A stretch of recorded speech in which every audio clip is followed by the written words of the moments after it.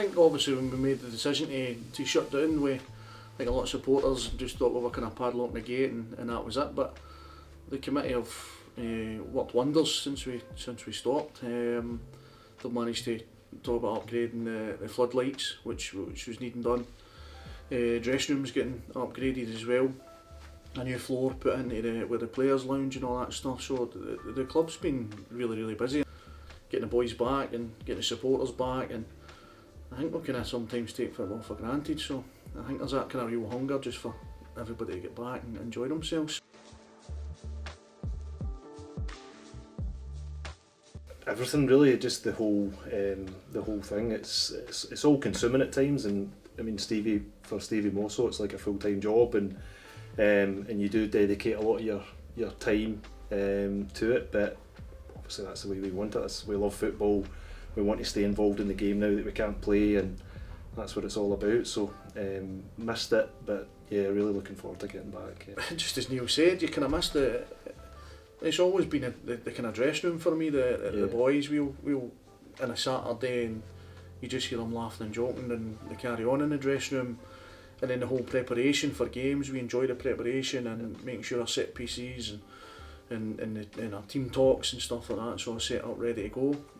So we've got a kind of, the way we want to work is all in line, geared up to a Saturday, and you just want to go on that park on a Saturday. So we've all lost a year, whether you're a player or a manager or a committee.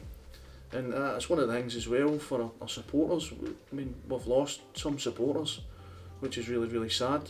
Through all this, is not going to get a chance to come back here. Do you know what I mean? And that's something we'll remember when we do get back as a club, because they mean a lot to us. So just the whole seeing friendly faces, and well, if you lose on a Saturday, maybe not so friendly, but all these guys that you know, even when you were a player, Neil was here, I was here, and you get to know these guys, and they're now supporters, and we're now management, and you still get a chance to speak to them, and we've still got that interaction with them.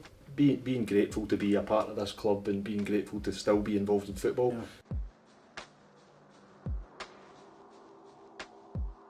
To win everything. Always, you know. Aye.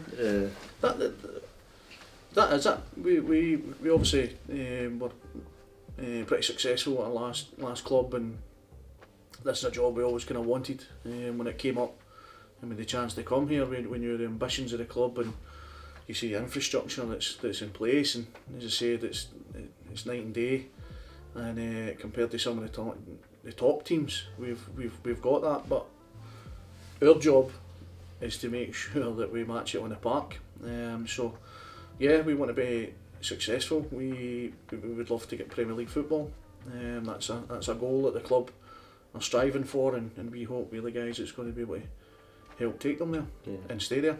That's what we want. A club that deserves to be up there with, you know, like your big clubs, and it has been for years. It's always been a well-run club, and it just kind of, you just feel it deserves to be higher up there. So that is our aim from day one, to get them there. The sooner the better, but we realise it's not as simple as that, and however long it takes, we'll always give it everything.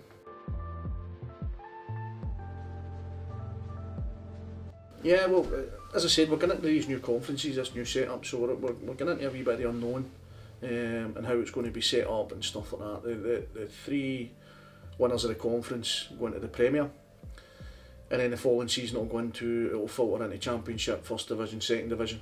So our aim is we want to go and win the conference and get in that Premiership. That's the way we'll set our targets. We'll speak to the boys when we get them back in again and rebuild the squad.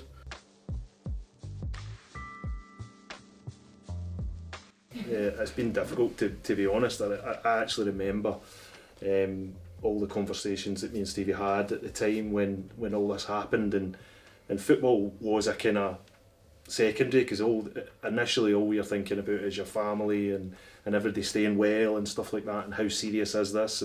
But I remember all the thinking of when it happened. We went into lockdown, the season finished, and thinking about when we were going to be back, and I was maybe being ambitious, and I thought we would be back. And then I think when the decision was made for us not to play, I didn't come to terms with it. I missed. I think I was on holiday and I missed, or I think I was away at the Caravan or something, so I missed the last interaction with the players. I think something happened, I can't remember what it was. So I never really got to say, like, you know, see us whenever we see you, and Stevie was just keeping me up to date with things by, you know, phone. And I don't think it sank in with me. I thought, geez, without football. It was a hard time, because we had a meeting in here, and obviously we were worried about the committee and a lot of retirement age, and a lot of the players, as I said before, were mature and came and said, listen, we need to look after committee members. Peter, our kit man in his 70s, and people that work at the club, and it was a credit to the players for that. And we had a meeting in here, and all the players were sitting in the committee sitting here, and we had to make that decision of we're not going to play football, and so it was really hard. But we always promised the players, listen, we'll look after you, we'll get you out playing if we can, if you want to go and play at other clubs or whatever. And there was a few that were a bit worried about doing that, and preferred to stay under contract. A couple said, listen, I don't want to be released, can you stick me on loan? And a few that we actually let go and go and play. But we all spoke about coming back for next season, get all the boys back down again, get a get together, see what everybody's been up to, see the shape of them, and stuff like that. And then start to build for next season, which is the exciting bit, because, as I said, when we did make that decision, we were the same. We spoke about it and said, football's a life, what are we going to focus on? Yeah.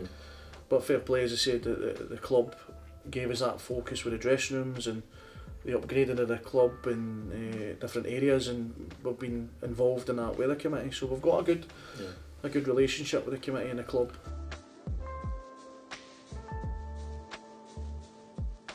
It's always had that close contact with the community, and again I can only relate back to my personal things when I was here as a player, just the way you were treated, always treated really well, always had an interaction with the committee, and it's something that we've probably had as a player here, and it's something that I liked being able to go and speak to the chairman and different committee members, where I've been at clubs where it's like committee and players and they don't really interact, and I hate that. And that's something that probably I learned being here as a player, how interacting with the committee and the community and supporters, and now having that social media side, the amount of friends and people that want to contact you, and so you've now got that interaction with them and maybe asking what about this player, or what about that game, and stuff like that. So the community side of things has always been massive. It's always been massive, as I said, the gala day here, all the community. And we're always wanting to try and improve on that, do you know what I mean? And that's why we want to promote as much as we possibly can, so we can get the community. I mean, the club open up, as I said, I think we had a chat earlier on, and let the local school kids in. This place gets opened up for nights as well, do you know what I mean? They have unbelievable fundraisers, or they've opened up for the I think the scooter club and all that stuff's been in here.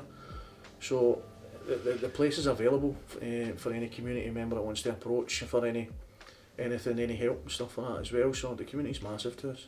Like, having played for clubs, and you're looking at clubs that have always left that kind of mark on you, and they've had a certain feel about them, and you've just loved being a part of it, and I don't know what it is. I can't put my finger on what it is exactly, but Ardross and Winton Rovers was always that. It just had that feel that you loved playing for the club, and they're just well-run clubs where you feel a part of things, and you feel that you can relate to the people that are at the club.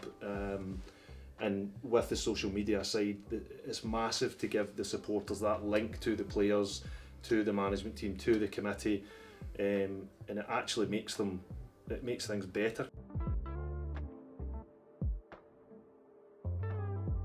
When we first came to the club, about 2 or 3 youth teams, and we're now up to about 13, and it's not down to us, it's down to the youth coaches and the committee to get it up and running.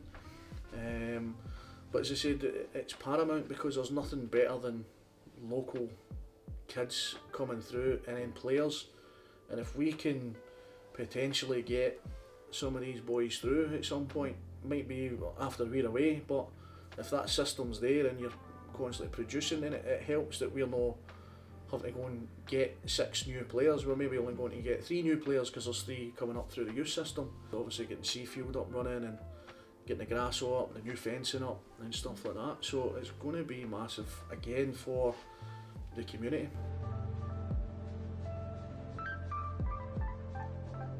just to thank them for supporting us right through the pandemic, because I know when it first happened there was the whole donator ticket scheme, and that was massive for a lot of clubs, raising that money, and you're thankful for that support, and you're just hoping for that day when we can get them back in the ground and get a chance to speak to them, and they can watch their team playing again and really relate to us, and we can we can come in here and talk to them after the game again. Yeah, just as Neil said, I've spoke to a few on the phone. I made a comment the other day, is obviously being a manager, you've got that responsibility that through the COVID you've everybody's suffering.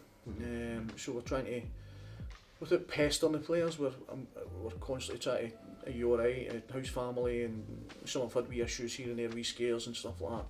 Through the family, we've spoke to some supporters as well who've obviously struggled, and they've really appreciated the phone calls as well, so it's us showing our appreciation to them in the sense of we need you as much as they need us, do you know what I mean? So as one club, as I said, committee, players, supporters, everybody in together, and again I just want to thank all the supporters for all everything they've done for us, and as I said, we want to be ambitious and be successful, and I think we're on the right road to do that.